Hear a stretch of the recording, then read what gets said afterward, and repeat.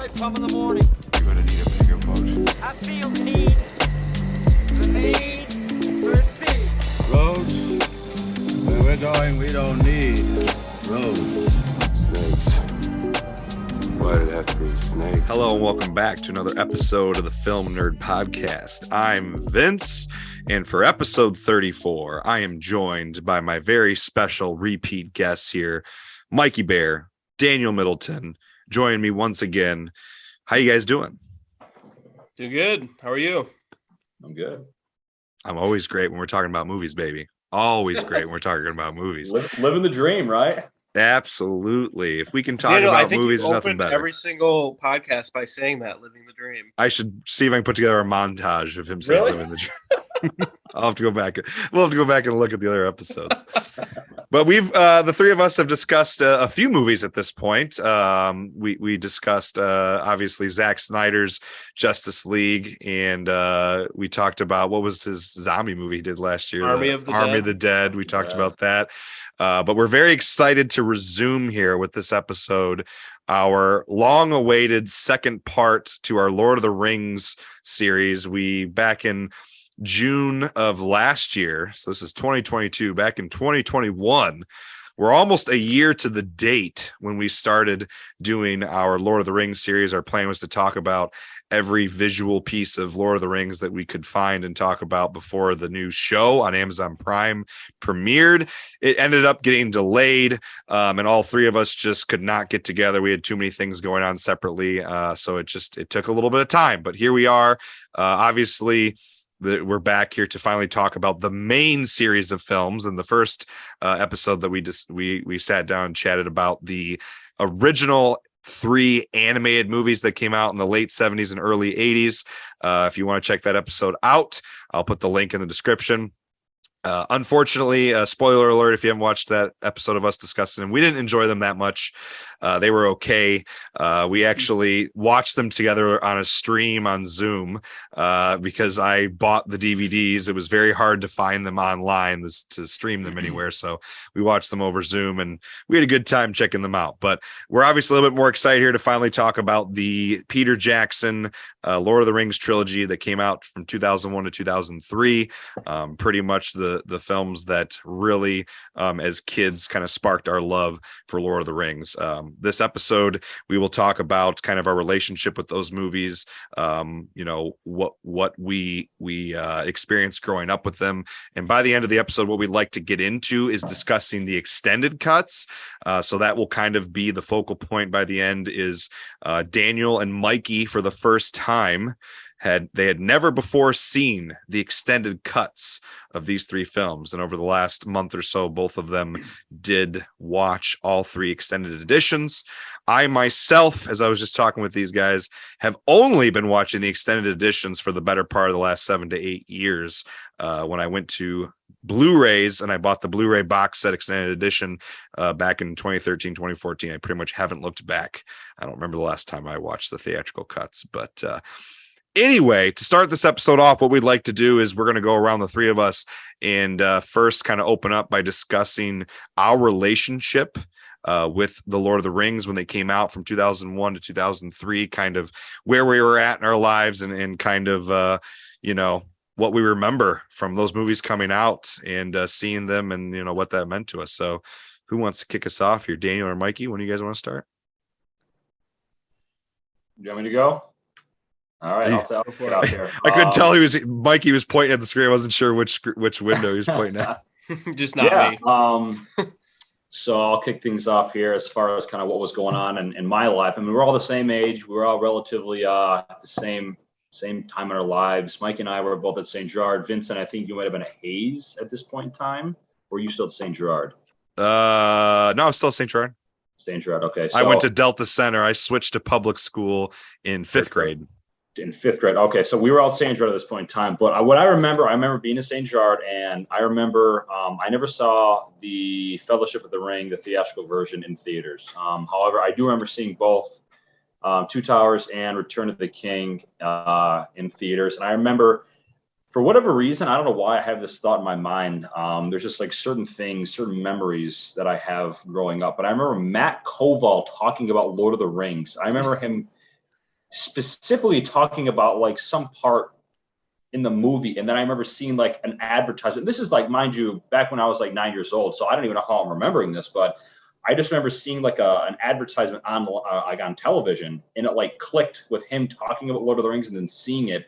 And that just kind of got me excited about it. And then I remember seeing the Two Towers and Return of the King, both of those years with like, I think it might have been a combination of Ryan Malasina, Nick Patino, Aaron Pfeiffer, and Matt Hirth. And all our families all went together and saw them together. I remember that. It was at Celebration Cinema in South Lansing there. So anyway, that's kind of like how I got engaged in the Lord of the Rings, was seeing them first in the theatrical version, but actually hearing about them from Matt Colville originally, which is ironic. I don't even know how I remember that. Yeah, that's, let's see, it would have been 9, 10, and 11 years old. So 3rd, 4th, 5th grade is when I would have seen them. And I mean, immediately, you know, as a young boy who enjoys, you know, action scenes, whether it's Jurassic Park, Star Wars, Indiana Jones. I mean, I grew up watching all those movies, you know, from the 70s, 80s, 90s. I mean, this fit the bill. You know, how would you not like movies like this, you know, where there was epic scenes, you know, a lot of armies coming together fighting, but then there was like, you know, the way the movie flowed together. I mean, not that I was able to analyze this at the time, but just looking back, I can see how I would have really enjoyed, you know, these movies right off the bat. And then from there, I mean, we all had our imaginations flowing at that time, from playing with Legos to action figures to even, you know, having you playing with both of them at the same time, right? At the same time, probably, but having sticks and fighting in the yard, just like against, you know, imaginary people or whatever. It's like, I mean, it just, it was a perfect, I mean, set of movies for fueling a child's entertainment. I could see Mikey grinning over there because I'm sure he's knows exactly what I'm talking about. But I just remember making, because the funny thing was actually, and this is going to get into another, you know, I guess a different rant, but I had Harry Potter Legos, and it was a castle. You know, I had the entire castle. Well, it was perfect because I could set this castle up, and I kind of like took it apart and assembled it in a way that resembled Helm's Deep. And I had a bunch of other Legos and stuff like that. So I would have like It's crazy to think that the Harry Potter movies were coming out about the same time. I think Sorcerer's Stone was 01 or 02. Well, and what always shocked to me was that like they came with Star Wars Legos, they came with Harry Potter Legos, they came with some point Marvel Legos. They never came out with Lord of the Rings Legos when we were growing up, and it never made sense to me. It wasn't until we were in like college or something like that. I wonder if they felt, because of the more violent nature of the films, that they weren't necessarily as accessible to kids and families as Harry Potter, maybe. I mean, possibly. I mean, they make Marvel Legos now. I couldn't tell you why they decided not to do it, but I just remember like wondering why they never made Lord of the Rings Legos growing up, you know, and maybe that had to do with it, the violence of it. But I mean, whether it came down to, I remember getting Jurassic Park Legos when I was a kid, like blood and guts and dinosaurs eating people and that. I mean, it never made sense to me and stuff. But I just remember like those movies, like in you know, just. The only other thing I guess I can think of with that is maybe with the Tolkien estate. The Tolkien estate is notoriously very difficult to work with in terms of licensing the Tolkien's works for property, for money. It took a while, but I just remember one thing vividly is that, right, and then maybe again this kind of goes back to your first point of it being more, you know, kid friendly. But soon as the Hobbit movies came out, I remember seeing like Hobbit Legos and stuff like immediately. So that would made me wonder too. I was like, why would they do it, you know, with Lord of the Rings? But anyway, I remember it's just like that whole, you know, playing with Legos and action figures, all that kind of stuff is really, you know, I love doing that. And then obviously we all played these games, but when it came to the Xbox and the PS2, I was wondering when you were going to say something about the video games. Yep. The original I remember playing those in your basement, dude. Fellowship of the Ring. I never played that, but the first time I ever got introduced to these games was actually at Vincent's house playing, you know, Lord of the Rings Two Towers. And it's funny because I remember playing that game and being exposed to it, but the first game I ever owned was The Return of the King. Nice. And then I didn't get. It was funny because I remember playing the Two Towers first at Vincent's house, and I remember telling my mom about it. And then I think for Christmas that year, she got me the most recent one, which would have been The Return of the King. So I played that actually I owned that and played it more than I ever played, I guess, the Two Towers first. So I got the Two Towers actually after the Return of the King. But those games were obviously absolutely incredible. I mean, just like being able to live out Legolas and Aragorn and all these characters and stuff like that. I just that was something else too. But I mean, we're gonna get into more. We're gonna talk about, I'm sure we're gonna tag along on what other people have to say and stuff like that. But just kind of just off the top of my head, those are all the things that come to mind growing up, what it meant to me, and all that kind of stuff. So I got something to add to your experience that I remember. Mikey, yeah, so you can do that, and then Mikey, you can go ahead and go next too. So I remember you used to draw stick people battles, and they were very much influenced by Lord of the Rings. Oh hell yeah, they were, and it's funny too because I would do that. It's funny you remember. I haven't thought about that in so long, but I would draw. I remember drawing like hundreds Star Wars battles on the same pieces of paper. I would draw Lord of the Rings battles, and I would actually draw out like the maps too. I remember like drawing like Middle Earth maps and having like Helm's Deep here, and Mordor and Gondor and all these different places and stuff like that. But I just was like, man, it's funny you mentioned that. I haven't thought about that in a long time. Dude, you used to draw hundreds of thousands of little stick people, all in different movements and motions. There were people dead. There was sometimes used red pens for like blood squirting out. People had swords, bows, arrows, mountains, trees. Dude, I remember those so fondly. Those were incredible. I haven't thought about that in so long. And now it's funny you mentioned that. What you used to do. What? Because we used to have like mandatory reading stuff like that of all like paperback books. We used to draw flip books. And they were wild. Oh my gosh, they were wild, dude. You'd have like a person falling and then a shark coming up and like eating them. And just, I think I remember you doing those too. Vaguely. This sounds very familiar. Oh my gosh, man, that is all inspired by movies, I'm sure. Yeah. And then obviously too, like, I mean, growing up, just still watching the movies, like I fell in love with the soundtracks by Howard Shore. I mean, absolutely incredible. Howard Shore. It's one of the greatest like pieces of like music composed for visual art of all time. Like, I guarantee it's unbelievable. Film. I mean, as good as John Williams is with Star Wars, Jaws, Indiana Jones, all that kind of stuff, and then obviously you have Hans Zimmer with the new wave of movies like that. Howard Shore piece that we did for Lord of the Rings, it's as good as anything that I've ever heard. And then combining that with the visual effects, the actual filming on the side, on ground of like climbing that terrain, all that kind of stuff. Especially first scene. You're starting to get into our next topic. I'm going to stop because I could go on all day. But anyway, too exciting. Yeah, it is exciting. I'm going to let Mikey though talk about his relationship with the movies next. All right, so I was similar to Daniel in that I don't think I saw Fellowship in theaters, but I have a very, very fond or clear memory of. I think it was a little too mature when it first came out for some reason or something. I think my parents said, you can't see this yet. But I have a very clear memory of my mom and I going to see a different movie. And then my dad and brother going to see Fellowship of the Ring. And my mom and I snuck in. How old was your brother at the time? He's 3 years older than me. So he's probably like 12 or something. Yeah. So we snuck in, my mom and I snuck into Fellowship of the Ring with 15 to 20 minutes left of the movie. I'm not sure why we did that. I don't know. Well, I'm sure it's a great part to sneak in during though with the battle at the end. Longer than any movie you were seeing, Yeah. So yeah, exactly. So our movie was done. So we were waiting around for them. So we snuck in and watched the last couple minutes of it. And I just remember that the scene where Frodo and Sam are walking off kind of on the mountain's edges, looking off towards the Black Gates. Mordor. Yeah, just looking off towards Mordor at the end of Fellowship. And I was like, whoa, what is this? This is crazy. I don't think I had seen any commercials or anything at the time. But I just that visual of them on the rocks looking into Mordor. I was like, holy crap, what is this? I have to see this, And then I think I did end up seeing Two Towers and then Return in theaters after watching Fellowship when we got it on DVD or something.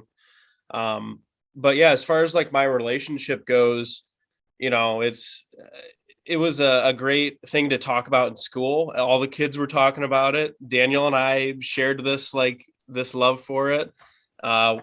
It was like right up there with Harry Potter and Star Wars. So, just constantly talking about those three things back and forth constantly every other day. Yeah. Indiana Jones was in there too, of course. Jurassic Park, just like classic things. It's funny because I want to bring up something, and since we're just kind of like reminiscing on our love of Lord of the Rings and kind of what it meant to us growing up and all these different like flashbacks, but this just dawned on me too. And this is a shout out to Patrick Dynes, actually. You're gonna steal my story. Uh-oh.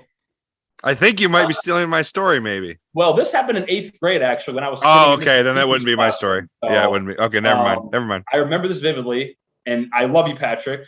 Love you so much. You're one of my best friends. But I just remember this because kids are stupid. But I remember Mrs. Piku put a question on the screen. And it wasn't because we were reading Lord of the Rings or anything like that, but the question was something about like asking what are the creatures called in Lord of the Rings or in a movie that come to life and like, I don't know, like did something or whatever. And like the question was put up on the screen. Nobody knew the answer except for me. And I'm sitting there like, okay. So I'm just like, I put up my hand and go, it's Ents. And I was trying to think of the way you were asking the question. I'm like, what are you talking about? No, it was choice. It was Ents. It was like, I don't know. And then 3 other answers. It was multiple choice. And it was multiple choice. Oh, gotcha. Exactly. It was Ents, and nobody knew the answer. And I just remember Patrick Dynes saying something because he was good friends with Mike Shaw at the time. He said something about like, what are you, a nerd or something like that? And I was just like, honestly, I remember hearing that to this day, but I didn't even care because I just was like, I don't care. I love these movies. I just absolutely love these movies and stuff. That'll always stick with me and stuff like that. But there was also a point in time, because this is not to bash on Patrick, I'm going to call Mikey too, and he's probably knows exactly where I'm going, because in like 3rd grade, 4th grade, I came to you to talk about Star Wars one time, and you freaking shot me down, man. And I was me or Mikey? Oh, Mikey Bear. This Mikey? Yeah, and I'll never let him live that down. I was too cool for cool. You were. And then you came back around, But yeah, no. I just wanted to bring that up really quick. Just want to smack the younger version of yourself. Damn, dude. How would I refuse to talk about Star Wars? Come on. I don't know, man, but I remember vividly. What a little shit. You didn't want to be a nerd, bro. Sitting on the swing sets. You were sitting on the swing sets. I remember coming up to you and asking you, hey, man, did you see like the new Star Wars movie? And you just like looked at me, you're like, yeah, and then just like walked away. And I was just like, damn. My heart. I'm so sorry. God damn it. Well, it doesn't even matter. Like I don't. It didn't mean anything to me then. It didn't mean to me. Like I just like remember that though. Like This is a little off topic, but it is kind of funny to think like now. Like this stuff is part of the zeitgeist now, like nerd culture with Marvel and superhero, like comic book movies and stuff. Like it's popular now. Like that stuff 20 years ago was not part of the mainstream. Like even Star Wars was like just on the precipice because it was so popular in the 70s and 80s. But like Harry Potter and Lord of the Rings, you were a nerd for liking that stuff. You were weird. Now, like that stuff's all part of the mainstream. Like it's pop culture. Like it's not weird to like that stuff anymore. So it's weird to see over 20 years how some of that stuff changes. Oh, for sure. You hit the nail on the head. I don't understand why there was ever that like vibe associated with it, but like I didn't give a shit. Like I loved it. I loved it all. I read all the Harry Potter books, read Lord of the Rings, loved the movies. I never played or Harry Potter like with the whole, wands and bullshit like that. But like definitely no cosplay. Yeah, definitely playing Star Wars and Lord of the Rings. Definitely, that was all fun and games. Yeah. So for me, I remember, Mikey, did you finish up? Are you done? Oh, there was just like a couple other little quick things, but like. Oh, go ahead if you got a little bit more. Yeah, I guess one of the other like things historically for me in these movies was these were the first movies where I saw like massive battles, and they were like really well shot and epic and crazy, and I'd never seen anything like that before. Mm-hmm. So like I don't know. Those just stood out to me at a young age, seeing large scale battles between different species, elves, orcs, humans, whatnot. And the thing And is, just too, seeing like crazy choreography and things like that. I just had never seen anything like that before until these movies. I just want to add something though, because like, and I agree with you completely. Now that it's like making sense to me, because, and it was like, these battles were intimate, you know, like there was a few intimate battles in like Star Wars where it's just like, you know, Darth Vader versus, you know, Luke Skywalker. But like the rest of the battle scenes, like it was just, you know, kind of bullets flying all over the place. Like no one was up close with each other. But like these were like, I mean, it's like sword fighting. Like they have to be close range to be able to attack them and stuff like that, you know, versus like a blaster from, you know, several hundred yards away or whatever. But yeah, that's actually a good point you bring up. Yeah. Sorry, I had to mute it. My wife was in here making a ruckus. Yeah, no, I totally agree with you. And I think that's kind of it for my history with this stuff. I never read any of the books or anything until just a couple of years ago, honestly. And I don't think I've even finished a book at this point. But as far as being a young child, just seeing the movies and living them with friends in school and talking about them, that's probably the stuff that resonates with me most for these movies. Daniel, One more thing. Daniel's raising his hand.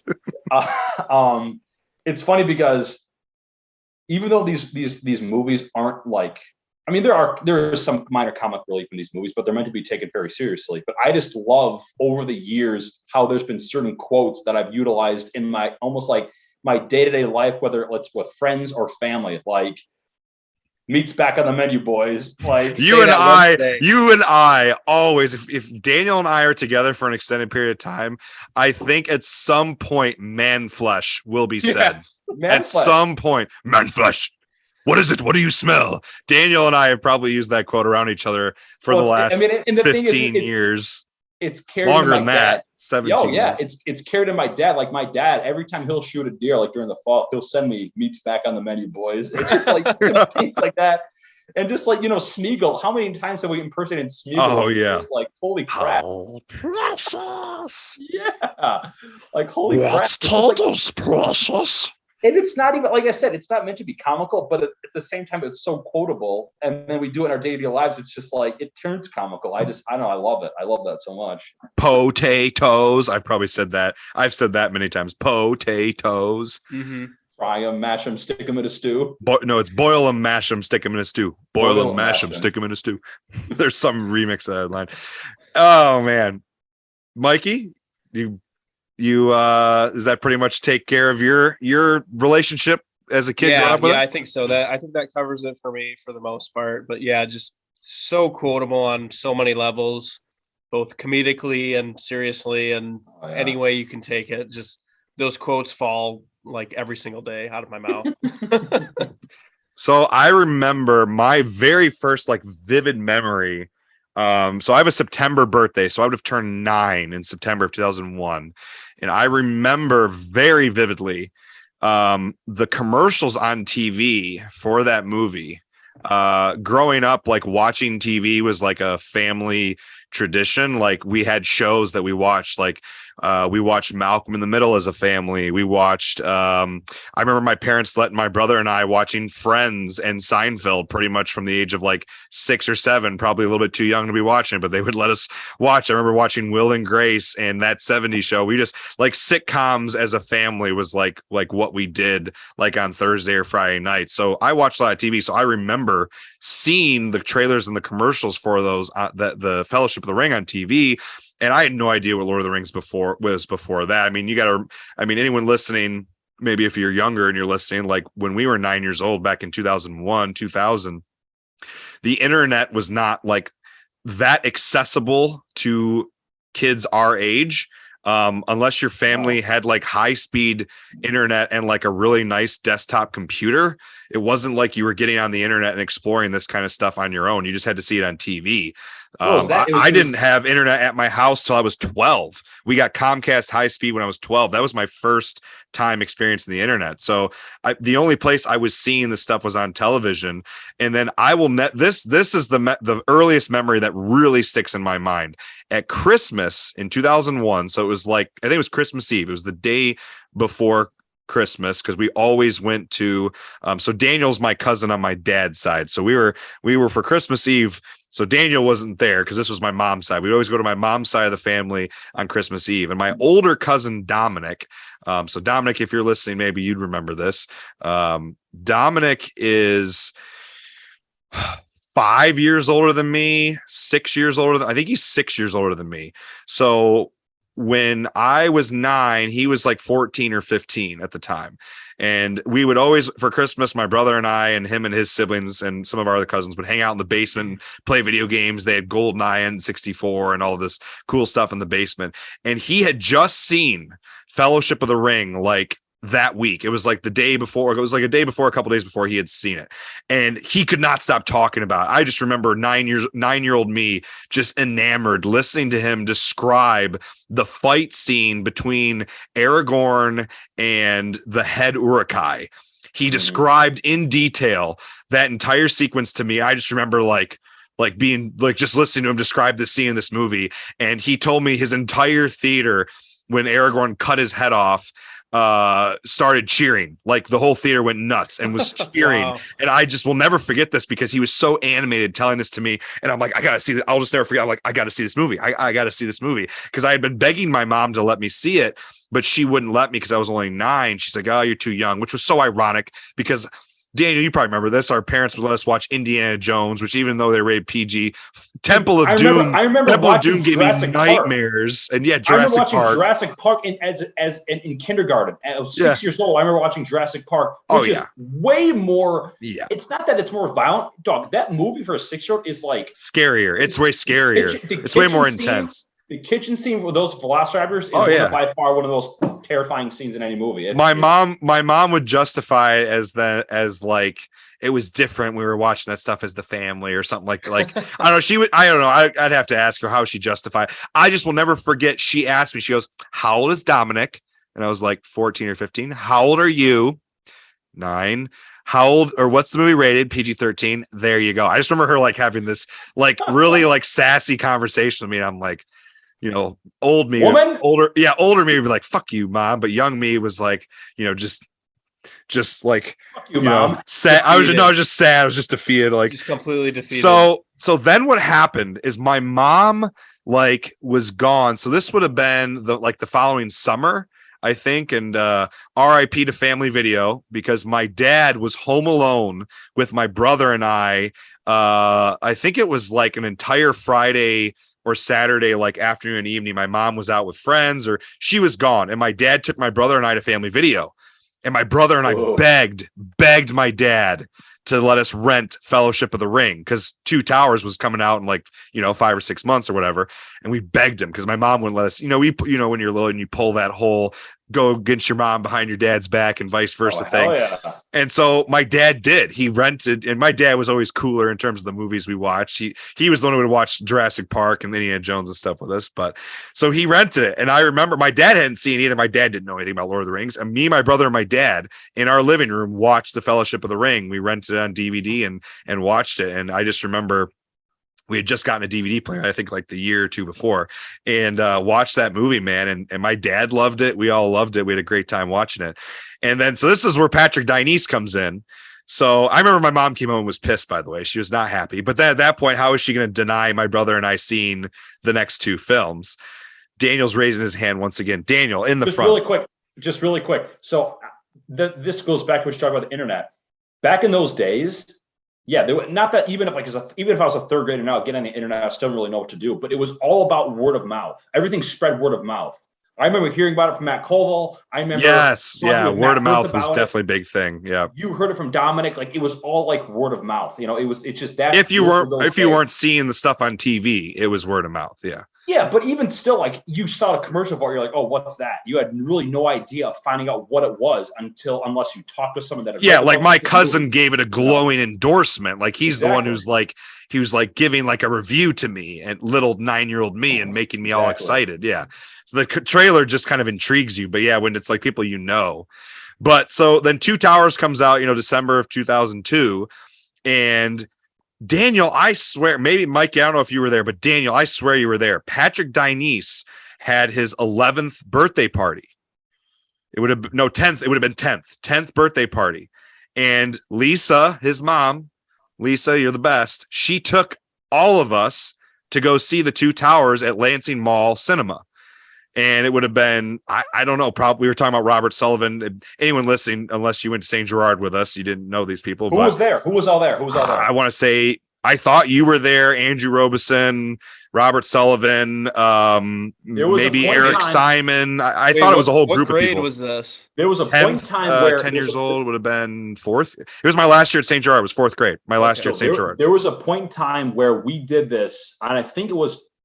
I swear you were there. I thought you'd already seen it. I thought you'd already seen it, and I thought you were talking about it like crazy, like, oh, this movie's great. Like, wait, like I swear you were like, I did. I'm sure I'd already seen it. Lisa to take us. I'm sure I had already seen it. And in fact, I remember. So it's funny because this brings up another memory that I have. But I remember making. So okay, there's two things. One, there was a couple birthdays we had in a row. It was like Patrick's, yours, and then someone else's. And I remember it was like the four of us. It was me, you, Patrick, and Robert Sullivan. And we all spent the night at each other's houses for the birthday party. Oh, I do vaguely remember that. Yeah. And I remember vividly being in Patrick's house, and I remember being in your house, and we watched a movie called The Core with Aaron Eckhart. Oh my God. I remember that. You remember? And we watched it. Yes. We watched it in my living room. Wow. Yep, you are giving me some weird flashbacks. And it's funny because not a good movie. It's not a good movie. I remember it wasn't very good. But I remember getting in, and this brings up my next point. I remember getting in Lisa Dinese's car, and I remember they had a flip down DVD player, and then they had Spider-Man playing on the way to see Lord of the Rings. And I remember and everyone started making fun of the part where Peter Parker's dad is dying, and he goes, "What?" He goes, Peter. And then he like died. I think I remember this. I don't know how I remember that, but I remember that. It's weird what your brain remembers. It's weird what your brain remembers. Yeah, but no, that was definitely a thing. We definitely went to saw Twin Towers. I swear you were there. Open it up. There was a group of us. I couldn't remember who was all there. I just remember that was how I saw the Two Towers. And then when Return of the King rolled around in 2003. By this time, my family, my mom, finally, we all went. I remember me, my brother, my mom, my dad, Lansing Mall Cinema, all of us going to see it. And I will never forget, my dad got up to leave 4 times because he thought the movie was over. At the end of the Return of the King, you know how there's like 4 different scenes, like, oh, the movie's over. My dad literally goes like this and goes, oh, it's not over. And he sits back down. He did that like 4 times. I know you forget like exactly what scene it ends. Like, oh, wait a minute. Yep. I'll just never forget. My dad's like, oh, this movie never ends. I'm like, come on, it's got to wrap everything up. There's a lot of shit they got to wrap up. It's a big universe. But yeah, and then in addition, those are some really distinct memories that I have with going to see the movies and when they came out. But then obviously, like Daniel and Mikey kind of already started to bring up, like, the video games thing was huge. While they were talking, if you're watching on YouTube, I ran over and grabbed, I still have my copy of the 4 original PS2 games. I've actually during COVID started to play a couple of them. I was bored, had nothing else to do, and man, those the PS2, the original EA games, Lord of the Rings games from back in the early 2000s, so good. They're such great video games. Those in Star Wars Battlefront those are the OG games, man. Oh man, I remember Daniel. I remember my brother and I playing Lord of the Rings: The Third Age, which is an RPG and has like side characters that you play with, all like these not the main characters from the movies. And I remember my brother and I playing this game endlessly. I remember at your house, Daniel, playing Two Towers and Return of the King. on Xbox. Then you and your brother would come over and play it on PS2 at our house. Like we played those two games endlessly. The original game is an interesting story. The Fellowship of the Ring. This game's kind of hard to find now because it's not an EA game. And what was really weird about it is it was actually an official game from the Tolkien. It says on the bottom, from the Tolkien estate produced this game. So it's very faithful to the book, not the movie. So like Tom Bombadil is in this game, who's in the book but not in the movie. So there's a bunch of Bombadil. Oh, I thought it was Bombaldi. It's to my knowledge, it's pronounced Bombadil, from what I've always heard. But yeah, that like there's all this stuff that's in this that was excluded from the movie that's in the book. Like this is faithful to the book. So those games were very important to me, as a kid, 20 years ago. My brother and I played them all the time, and I still have them because, I don't know, every once in a while I might get an itch to just turn them on and, be blasted back to the past. The connection I have with the Lord of the Rings video games is with Vincent, because I remember those. And then the connection I have with the Star Wars Battlefront games is with Mikey. Like, I remember playing my brother loved those games. I remember playing those games with you two guys like it was yesterday. For hours in our basements. The Battle of Genesis in Mikey's basement, playing against each other, and then playing with Vincent Two Towers, like Helm's Deep, is just like, I'll just never forget those. I'll never forget that. We had one of those big square picture tube TVs in our basement. You remember that, Daniel? Oh, I remember that. Yep. Dude, Battlefront on that was incredible. Yeah. So many good memories, on that bad boy too. Yeah. Yeah. So in a little bit here, I would like to, or next rather, I would like to get into like our opinions on the qualities of this film before we get to the extended cuts. But one last final thing I want to add in terms of, growing up with these movies, I just like these two guys. Originally, I didn't know anything about the books. I hadn't read the books. After the movies came out, and I think it was even before they had finished, my mom and I went to Barnes and Noble, and I don't have it down here to show on the screen, but it's actually upstairs in my room because I was trying to start them over again. I have the one volume Lord of the Rings trilogy where it's in one book. Like all three books are in one. It's over 1,000 pages. It has all three books and the appendices. It's enormous. And I read The Fellowship, and I read The Two Towers, and I started Return of the King. I never finished Return of the King, and I've actually read The Hobbit more than once. But the books, if either of you, I know Mike, you said you've started some of the books. They're very dense. It's very. They're obviously iconic novels. They're some of the best novels ever written. But if you aren't into, every page describing, so many things within it's very detailed. So that dense quality of the books can be lost on some people and be kind of tough to read. So it took me a while to get through those first two books. I never finished them, unfortunately. I would like to try and come back and read them through, but I don't know when I'll get around to it. Maybe in retirement, I'll do it.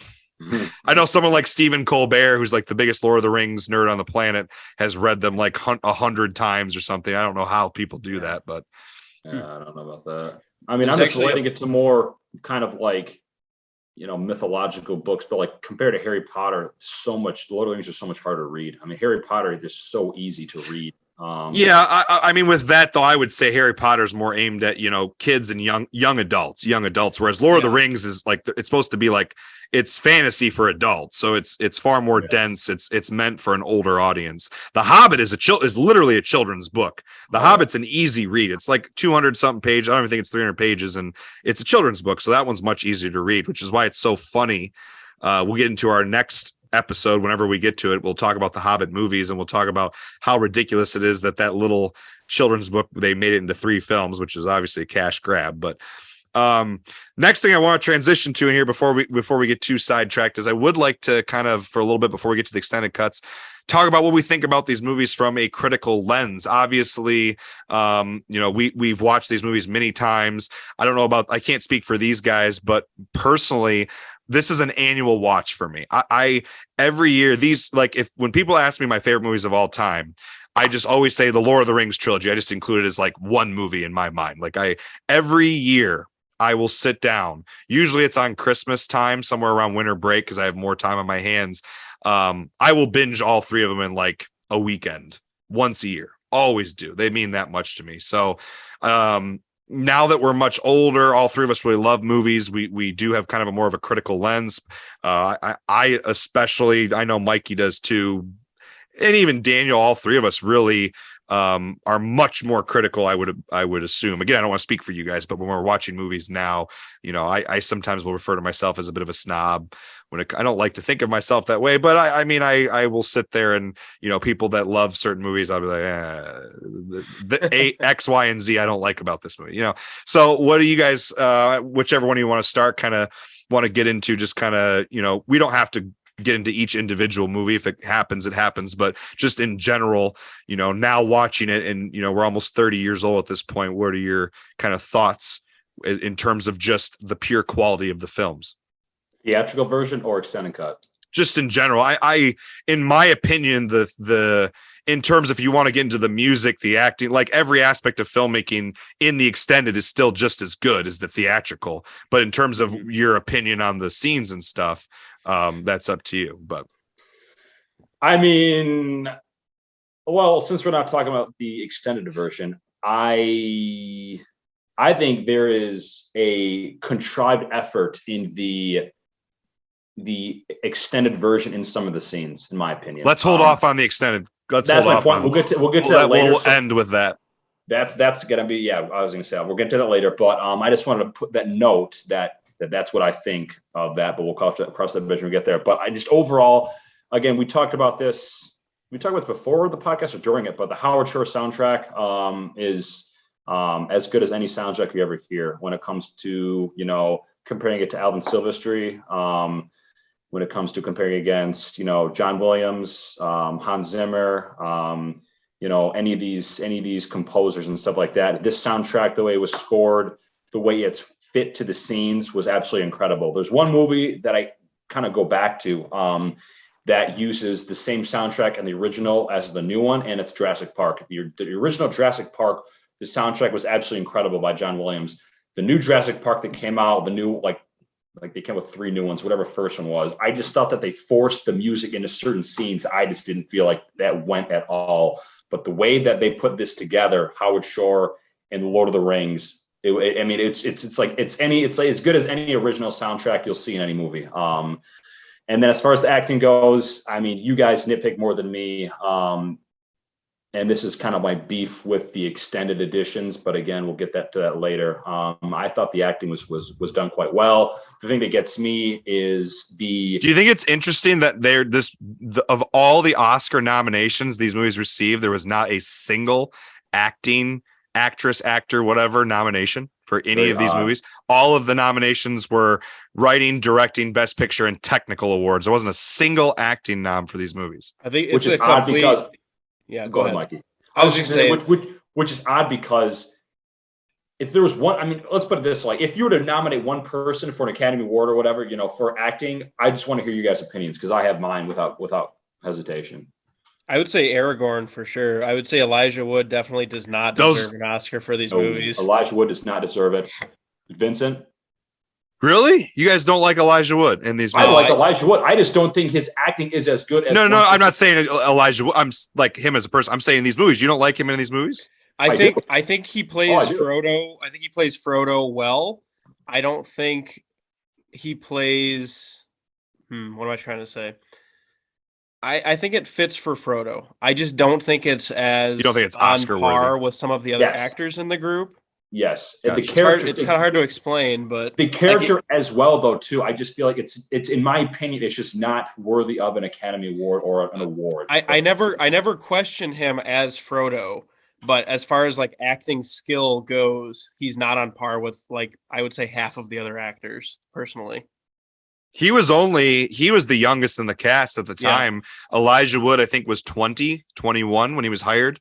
1998 or 1999, whenever pre-production started, and when they began hiring the actors, I think it was 98 or 99.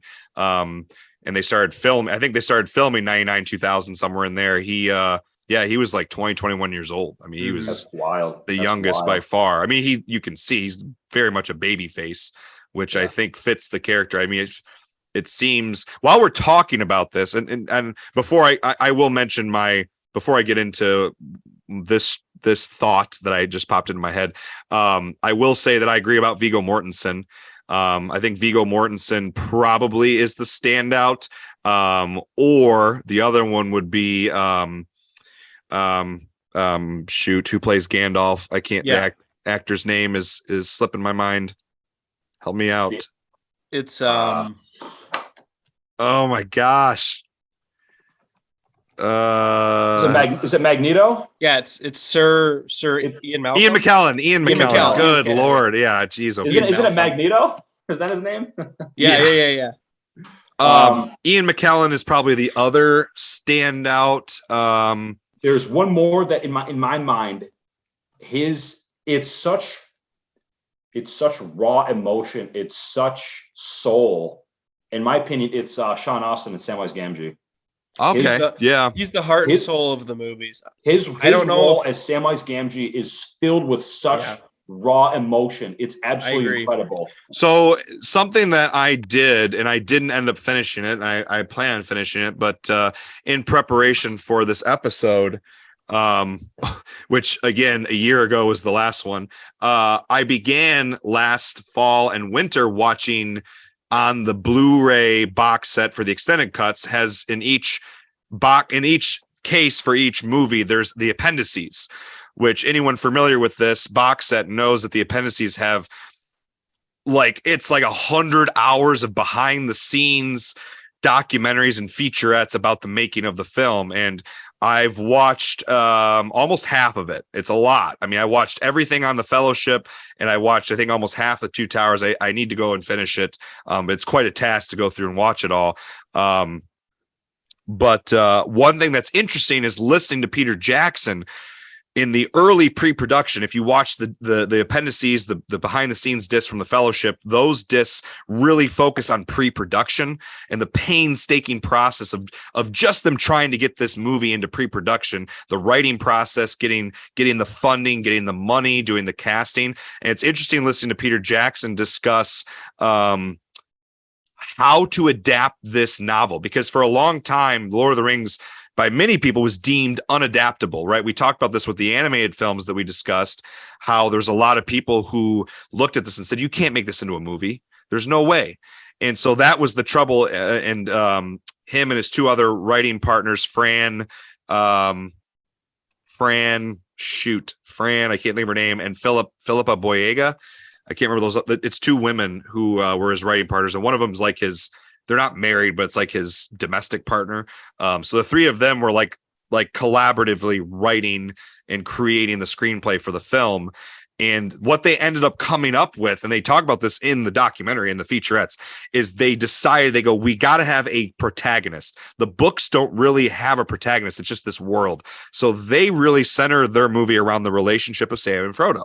And that was kind of the thread. They go, we need one thread to carry this trilogy, because that's what you got to have for a movie, for especially a movie like this, a big blockbuster, big scale, epic movie. You got to have a thread, like a main character and plot line to kind of follow. And that's they were like, we have to focus on the relationship. He goes, at the end of the day, every scene, every elements of these movies need to tie back to Sam and Frodo.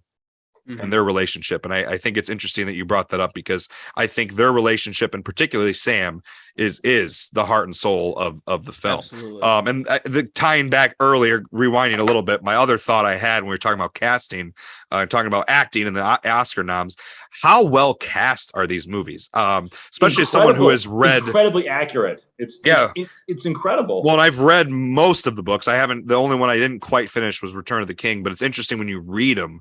And again, going back to the appendices as they're doing the pre-production, like they're trying to find people for these roles. I mean, what a difficult job, a difficult task. One of my favorite things that they did is find unknowns for the most part for all of these roles. I always love that in movies. Another movie that's similar in that is Watchmen, which is another. The original Star Wars was mostly unknowns too. Yeah, I mean, Watchmen was another one that's supposed to be unadaptable, and in my opinion, that's Zack Snyder's best film. And all of those, I love that. Yeah, it's a great movie. Yeah, it's a good one. Yeah, I just love that when they completely elevate these actors in a movie, completely unknown actors, and then they become something after the movie. Oh yeah, Orlando Bloom. I mean, between this and Pirates of the Caribbean, which came out in 2004, was Black Curse of the Black Pearl, like Mhm. that 5-year, 6-year stretch. I mean, he just became world famous because of those, because of Lord of the Rings and then Pirates of the Caribbean. It is interesting to see that. Ian McKellen, I think, had, obviously he's been in some iconic roles over the last 20 years, but he had a career before Lord of the Rings. Mm-hmm. But it's funny because like movies like this, it's almost like what defines these actors or actresses, you know what I'm saying? So it's like you have, people like Frodo Baggins played by Elijah Wood. It's like, yeah, he's been in some TV shows and stuff like that, but like he has not turned into a huge actor. Sean Austin was in the Goonies beforehand, but like you think about a lot of actors, Sean Austin, and he was in Rudy. And he was in Sean Astin was in a few movies. And he was in like he was in 51st Dates too. He did right at the same time, like right after these movies. Yeah. But it's like the thing is, like it's funny because things have changed, Thathy. Things have changed since high school. You don't think of these actors in any other roles besides those main roles. It's the same thing with like the Harry Potter. You grew up watching Danny Radcliffe, Rupert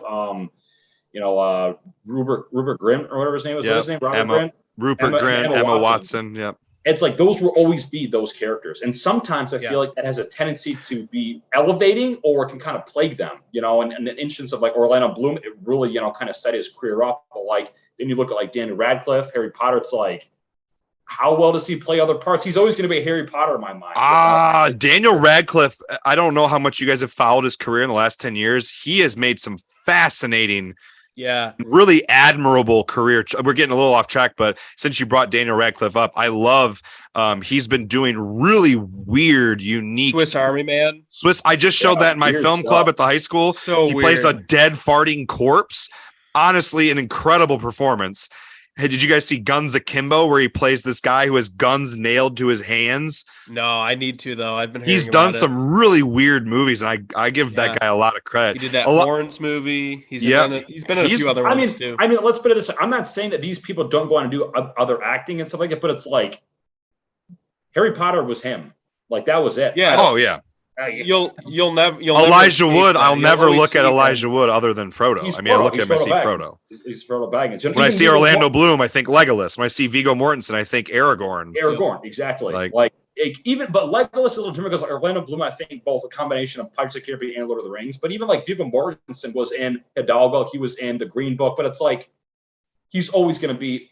He's had a big career with David Cronenberg films too. He's in a new movie, Crimes of the Future, which I'm excited to see, just came out. He's in that. Viggo Mortensen also was another one he's been in a lot of movies, but his most iconic and noteworthy role is Lord of the Rings. Like that's the most at the forefront of everyone's mind, no matter how many other movies any of those guys do. Last thing I wanted to touch on, I know we got a bunch of tangents there, but the last thing that I really appreciate about the original trilogy is the limited amount of CGI used. Oh yeah, we got to discuss the practical effects. That's huge. Well, and speaking as someone who, again, I spent hours of my time this past winter watching the appendices. If you guys get a chance, I think I know, Mikey, you bought the same Blu-ray box set that I have. Daniel, I don't know. How did you watch the extended? Yep, exactly. Mikey's holding up the screen right now. It's exactly what I have. You gave me the password to your HBO account, and I watched on there. Oh, yeah, that's right. The extended cuts were on there. So, yeah, if you're watching, what Mikey's holding up right now, this massive Blu-ray box set, each one of those cases, Mikey's showing it off. Yeah, and he can turn. There you go. Those cases are super thick boy, because each case has like 4 or 5 discs in each case. Yeah. And the movies are on 2 discs. You need 2 discs for just the films. And then there are another 2 or 3 discs in each case that are special features. And so they talk about Daniel. If you get a chance, I mean, I don't know if you'll ever have the opportunity to sit down and watch. I'm not even done with it. It's just a lot. But they go through all of the effects they had. It is crazy. Yep. So Mikey's holding up all these discs. It's insane. There's booklets. Each one of those has there's a booklet in the front too. It's so cool. One movie. That was just Return of the King. Yeah, it's crazy. All the content. It's great. Well, I'll be done with dental school in less than a year, and I'll have finances to buy that. So I'm waiting until then. And it's actually pretty cheap. I think I got it for like $20 or $30 on Amazon. Yeah, I got this on eBay for $25. Yeah, you can get a deal on it. You can get it for a deal. But what I was getting at is they show you the creation of all of the practical effects in the film, because at the time CGI was not even, when they were started filming these movies in 2099 or 2000, around that time when they began filming, CGI was only 6-7 years old, because Jurassic Park was like the first movie to use it. They literally created it for Jurassic Park. Actually, Spielberg. It was Army of Darkness that was the first movie to use it. Was that it was right before Jurassic Park? Was that the year before? It wasn't good, but it had it. I think it was the year 1992, 1 year before Jurassic Park. Jurassic Park was 93, but I just remember, like, if you ever have a chance to, for our listeners out there, if you go to YouTube and type in Jurassic Park practical effects like Velociraptor or Tyrannosaurus Rex, watching those videos of how they put those things together is absolutely terrifying is the wrong word, but it's just, you're in awe. It's brilliant. It's brilliant. It is truly brilliant. And it's the same. Just one thing, the way they disguised the CGI and how they put it in to the movie, kind of like incorporating the darkness or like certain lighting. It's blended. Yes. It's blended. That's something that was brilliant about the Jurassic Park film, is blending special effects, practical effects, and CGI together. And Lord of the Rings does the same thing. Lord of the Rings uses a combination of film magic, movie magic. One of my favorite things in this movie is how they make the hobbits small. There's like 4 different methods. I didn't realize how many different methods they use to make the hobbit small. The most famous one is forced perspective, where they're literally having the actors just sit far away from each other, but the camera and the objects in the room are designed and positioned in the way where it just tricks your eyes into believing that look it up. If you go on YouTube and type in Lord of the Rings forced perspective, you'll find probably some of the clips from the special features on how they would have the actors. So like if I'm turned, like looking, if I'm the most obvious scene or most iconic one is Frodo and Gandalf talking in Bilbo's hut in his house. When they're talking at the table, it looks like they're sitting across from each other. Frodo is actually sitting 10 feet behind Ian McKellen, and he is sitting in a huge chair, and Ian McKellen is sitting in a tiny chair. Wow. And the camera is positioned in a way, and they have props to make it look like one of them is big and one of them is small, but it's just a trick. They trick your eyes. It's really cool. They do that in the cart too. The cart at the beginning of the movie, when Frodo hops into his cart and they're talking to each other. You should look this up online. Frodo is sitting like 4 feet behind Ian McKellen. So like if I'm looking at you, like his face is way over here. They're looking like this. They're looking at this like at each other, but there's actually space in between them. It's really, really cool how they use that. The other thing they had was body doubles. So from a distance, when you see them from a distance and you can't see their face, they actually had little people that they hired, and children, little people and children, to play the hobbits, and they would wear face mask moldings of the actors' faces, and from a distance you couldn't tell. Then the last thing they did was they used green screen, where they would film the actors on green screen and then digitally insert them into a scene. An example of this is when Gandalf and Bilbo are talking in the hut, and Bilbo is in front of Gandalf. It's actually, he's digitally inserted into the scene. So there's like, I think just that was 3 methods alone. And there might have been something else. I mean, there's multiple methods they use just for that. It's incredible the amount of time and energy and effort that went into this movie. I mean, we could go all day. I could talk to you about the feet. The process of the feet for the hobbits is insane. How they had to get in like 3 hours early every day to have their feet glued on, and the hair and everything put on their feet. It's wild the amount of effort that goes in the films. All the miniatures and bigatures that they use in the film. One of my favorites from watching the behind the scenes is the sequence at Helm's Deep. No, not Helm's Deep.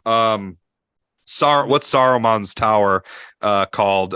Minas Tirith is impressive too. Those are all miniatures. But the scene at Saruman's tower, which the name is escaping me right now, when the camera goes through the cavern after the orcs have Isengard. Yes. After Isengard has been dug out, that is a set. That's a miniature. It's a massive miniature. And there's like some creatures that are CGI'd in, but the whole cavern, they built that.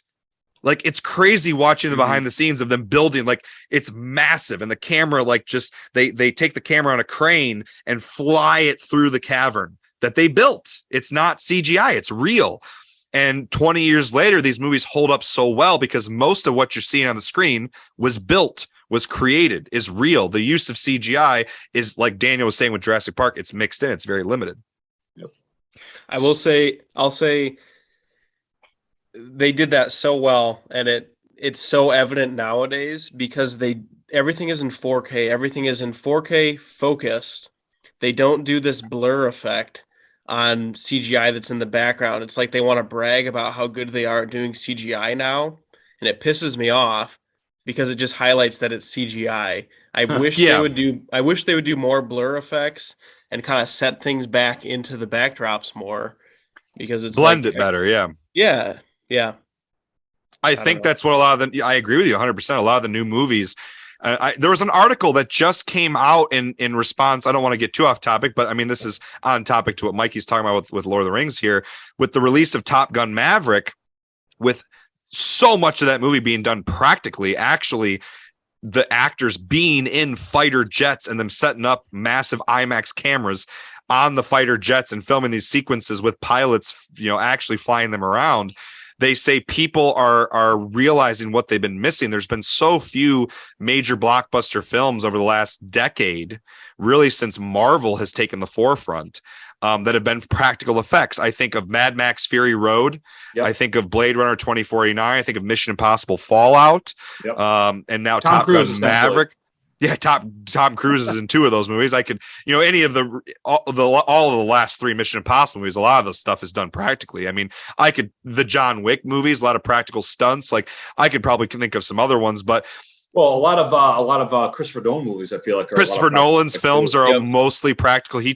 Christopher Nolan's one of the last mainstream filmmakers who tries to do everything as possible practically, which I think Northman as well. Yeah. Another big budget, movie, $100 million movie that, Viking film that was all done practically.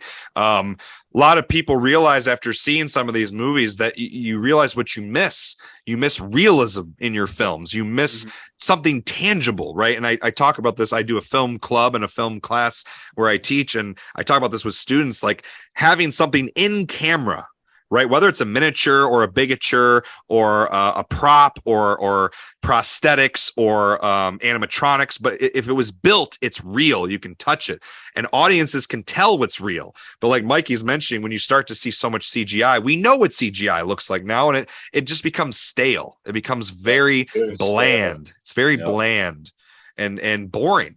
It just all of the animation, it's all animated. It just becomes boring. Yeah. So, and I get there's a line, right? Like, because with some of these Marvel movies, where do you draw the line? What parts could you do practically? But I feel like some of them, if you watch behind the scenes on the set, they're all covered in dots and in giant green screen rooms. I mean, most of this stuff isn't being done practically anymore. I mean, there's very little effort, which is too bad. Right. But that's what you gotta love. Lord of the Rings, Peter Jackson and his crew, all the effort they put in 20 years ago to these films, and more than 2 decades later, I mean, they still just look amazing, and they always will. They will all. That's like the original Star Wars trilogy. The original Star Wars trilogy will always hold up because it was all done practically. Yep. That and the original Alien. Yep. So good, and Aliens as well. Aliens, yeah. The first two. Yes, the first two. Yeah, they will hold up for all time because it was all practically done. I miss. I think like the movie John Carpenter's The Thing. I miss prosthetics and animatronics and really great makeup like that. You don't see that kind of effort as often put into big budget movies anymore. That's why, again, we're showing our love for Lord of the Rings here because we want more of that.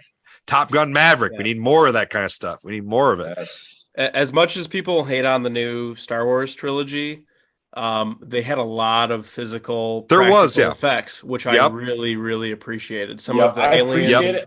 I appreciate it. Yes. Some of those creatures and some of the scenes that they set up were they were straight throwbacks to the original trilogy, which were phenomenal. And I mean, obviously the animatronics were up. That was one. No matter what you think about the new Disney Star Wars trilogy, I think that's one thing everyone could agree upon is the blending of new technology, CGI, and still trying to incorporate real locations. They went and filmed on location, not on sets. They built props. They built. You got to appreciate that effort.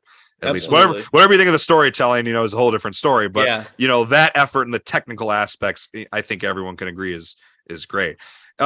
Anything else you guys want to get into here on appreciating just the overall quality of the films? Yeah, I got a couple things here just as far as kind of looking at this from a more critical stance, since now that I'm older and watch movies frequently and kind of look at them from analytically.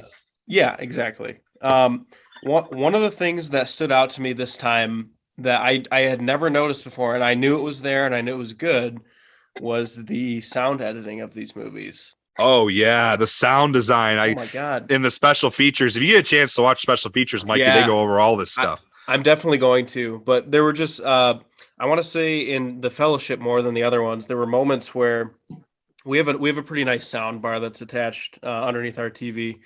But there were several moments where I guess one of the moments that stood out was when one of the ring wraiths was like clutching his sword, and his hand armor like made like crinkling sounds on the sword. Yeah. There's just like subtle moments like that where it's like, oh my God, like this isn't, I don't even care about what this looks like, but like the sound of this, the reverberations of this movie happening around me right now are just like bringing me in. Shout out to Foley artists, man. Foley artists is a very underknown profession. Yes. I've watched lots of videos on that, and a lot of the noises are like very surprisingly weird things. Like what they come up with. That scene was probably someone actually like crunching celery or something. When I was watching the behind the scenes for Lord of the Rings, they have a whole sequence on the Foley artists. And in one scene they filmed pretty much the entire production of Lord of the Rings was in New Zealand. They go to these tunnels, these massive tunnel systems, to try and get, I can't remember what they were doing it for, but to get the reverb, to find that echo. I can't remember for what scene and what sound, but it was just cool to watch them, their process, their artistic and creative process to find sounds and come up with cool creative sounds. I think it's something that people don't appreciate. And the other thing is the dub of the voices. Yeah, they show that in the special features, how they film. People don't realize this with most movies, even now, 20 years later, that the actors have to come back in a controlled setting with like a really nice studio. They watch the movie, they put it up on a theater screen, and they watch themselves, and they try to redo their dialogue, and it's all re-recorded because pretty much almost no dialogue recorded on set is usable. They record it so they have that base. But then for higher quality dialogue audio, it gets re-recorded later. Most people, I feel like, don't realize that. Two things I want to add. So going back to the sound editing, the sound quality, it's funny you mentioned it because it's not something I guess I've thought of, but now that Mikey brought that up, it sticks out in my mind so much now. Just like even the combat scenes with the swords hitting each other, it's so real. It's so real. And I guess I didn't even really think of that. And I'm glad you really brought that up. They're real, but they're also put at the forefront so that you're really like hearing and feeling them in every scene.